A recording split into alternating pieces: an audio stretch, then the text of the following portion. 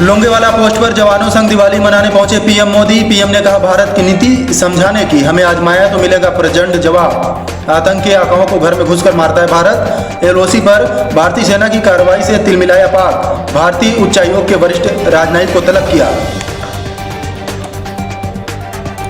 भारतीय सुरक्षा बलों की कार्रवाई में 11 पाक सैनिक मारे गए। चाचा शिवपाल को लेकर अखिलेश का सामने आया बड़ा बयान।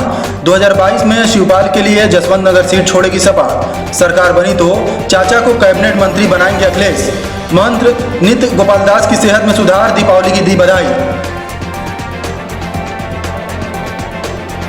अस्पताल ने महंत की सेहत को लेकर अफवाहों का किया खंडन। सांस लेने में तकलीफ के बाद मेदांता में भर्ती हुए थे नित्य गोपाल दास। बिहार में सीएम डिप्टी सीएम के नाम पर कल लगेगी मोहर। राजनाथ सिंह की मौजूदगी में एनडीए की पटना में कल होगी बैठक। उप मुख्यमंत्री के लिए नए चेहरे पर भी विचार होने की चर्चा। औरैया में फिर कोरोना ने पकड़ी तेज रफ्तार। एक साथ 42 मरीज मिले। अब तक जिले में कुल संक्रमित मिले मरीजों की संख्या हुई 3045। रास्ता बंद किए जाने को लेकर हुआ पथराव, 5 ग्रामीण हुए घायल। अक्षय कुमार ने दिवाली के मौके पर अगली फिल्म राम सेतु की घोषणा की। अगले सीजन में आईपीएल में नई टीम शामिल करने की चर्चाएं तेज। अब खबर विस्तार से।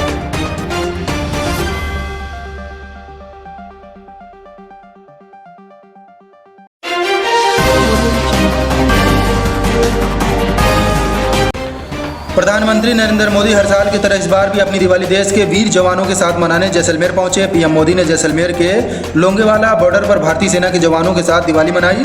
पाकिस्तान से सटे भारतीय सेना की इस पोस्ट पर पीएम मोदी ने जवानों को संबोधित किया और कहा कि आज सेना के वीर जवानों की बदौलत ही भारत आतंकियों और उनके आकाओं को घर में घुसकर मारता है। बता दें कि पीएम मोदी 2014 के बाद से हर साल अपनी दिवाली देश के जवानों के बीच जाकर ही मनाते हैं। लोंगेवाला पोस्ट पर जवानों को संबोधित करते हुए पीएम मोदी ने कहा कि आज भारत आतंकियों को, आतंक के आकाओं को घर में घुसकर मारता है। आज दुनिया ये जान रही है, समझ रही है कि यह देश अपने हितों से किसी भी कीमत पर रत्ती भर भी समझौता करने वाला नहीं है।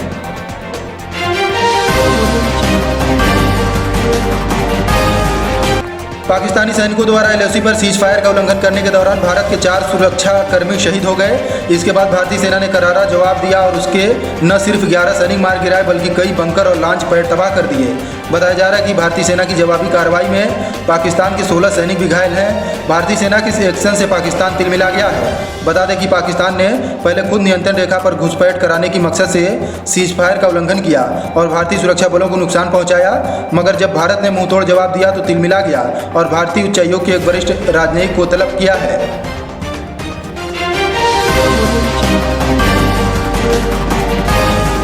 समाजवादी पार्टी के राष्ट्रीय अध्यक्ष अखिलेश यादव ने दीपावली पर कुनबे की एकजुटता की दिशा में एक कदम आगे बढ़ाया है। अखिलेश ने प्रगतिशील समाजवादी पार्टी के अध्यक्ष और अपने चाचा शिवपाल के लिए 2022 के विधानसभा चुनाव में जसवंत नगर की सीट छोड़ने और सरकार बनने पर उन्हें कैबिनेट मंत्री बनाने का ऐलान किया। कन्नौज में अखिलेश के इस ऐलान को शिवपाल की ओर से पूर्व में सपा से गठजोड़ की संभावनाओं पर दिए गए बयानों के जवाब के तौर पर देखा जा रहा है। पिछले चुनाव में पहले कांग्रेस फिर बसपा से गठबंधन का असफल प्रयोग कर चुके अखिलेश यादव ने साफ किया कि अब यूपी में सपा किसी अन्य बड़े दल से कोई गठबंधन नहीं करेगी। इसके बजाय छोटे दलों से गठजोड़ किया जाएगा।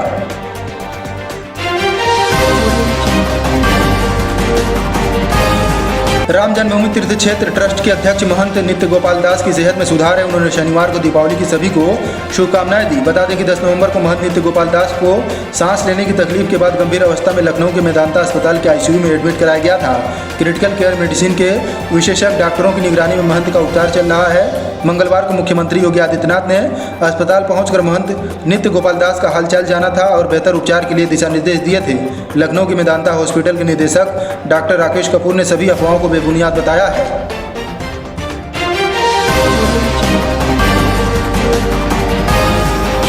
बिहार में एनडीए की जीत के बाद सरकार गठन को लेकर हलचल तेज है। रविवार को पटना में प्रस्तावित एनडीए विधानमंडल दल की बैठक में मुख्यमंत्री और उप मुख्यमंत्री के नामों पर मुहर लगेगी। बताया जा रहा है कि कल होने वाली इस बैठक में रक्षा मंत्री राजनाथ सिंह भी मौजूद रहेंगे। केंद्र सरकार में नंबर 2 राजनाथ की इस बैठक में रहने को लेकर अटकलों का दौर चल रहा है। माना जा रहा है कि बैठक में कुछ अहम फैसले हो सकते हैं। चर्चा यह भी है कि इस बार बीजेपी उप मुख्यमंत्री के तौर पर नया चेहरा ला सकती है।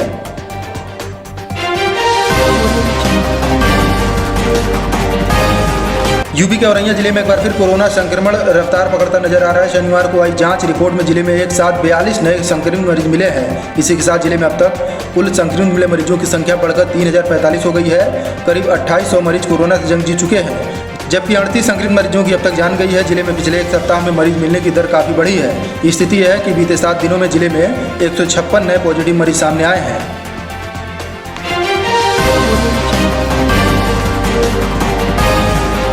उत्तर प्रदेश के इटावा जनपद में थाना बसरेहर क्षेत्र के अंतर्गत अमृतपुर धाम गांव में दबंग के द्वारा रास्ता बंद किए जाने पर दबंगों और ग्रामीणों में जमकर पथराव हुआ। पथराव की घटना में 5 ग्रामीण गंभीर रूप से घायल हो गए। दबंग द्वारा रास्ता बंद किए जाने के विरोध में ग्रामीणों ने इटावा बरेली हाईवे को भी जाम कर दिया।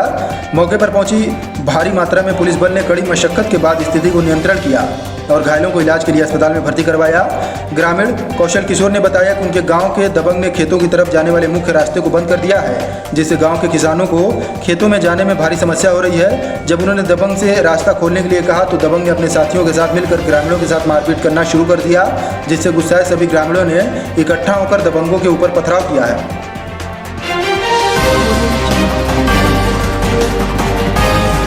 स्वामी भजनानंद ट्रस्ट के द्वारा शुक्रवार को निःशुल्क दंत चिकित्सालय का उद्घाटन किया गया। इस दौरान उत्तर प्रदेश सरकार के कैबिनेट मंत्री भी मौजूद रहे। बता दें कि स्वामी भजनानंद कई क्षेत्रों में गरीबों की मदद के लिए निःशुल्क इलाज मुहैया कराता है। पंजाबी कॉलोनी पर स्थित स्वामी भजनानंद वशिष्ठ द्वारा संचालित नेत्र चिकित्सालय में लाखों लोगों को निःशुल्क उपचार से अपना इलाज करा रहे हैं। इसी कड़ी में शुक्रवार को आमजन के लिए दंत चिकित्सालय का भी उद्घाटन कर दिया गया है।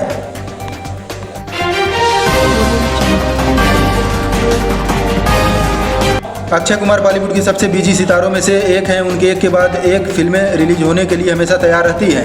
अक्षय कुमार की एक फिल्म रिलीज होती है तो अगले ही पल दूसरी फिल्म की घोषणा हो जाती है। अक्षय कुमार हाल ही में film Lakshmi Disney plus Hotstar पर रिलीज हुई। फिल्म को दर्शक पसंद भी कर रहे हैं। फिल्म के कुछ दिन बाद यानी आज अक्षय कुमार ने अपनी अगली फिल्म की घोषणा कर दी है। उनकी यह फिल्म राम सेतु पर आधारित है। अक्षय कुमार ने फिल्म राम सेतु की जानकारी अपने सभी सोशल मीडिया हैंडल्स पर दी है। उन्होंने एक फ़ोटो भी शेयर किया है जिसमें प्रभु राम की तस्वीर लगी हुई है और उसके नीचे अक्षय कुमार की फ़ोटो है। फोटो में एक्टर राम सेतु पर चलते हुए दिखाई दे रहे हैं। इस दौरान उनका लुक भी कमाल लग रहा है। फोटो में लिखा हुआ है सच या कल्पना।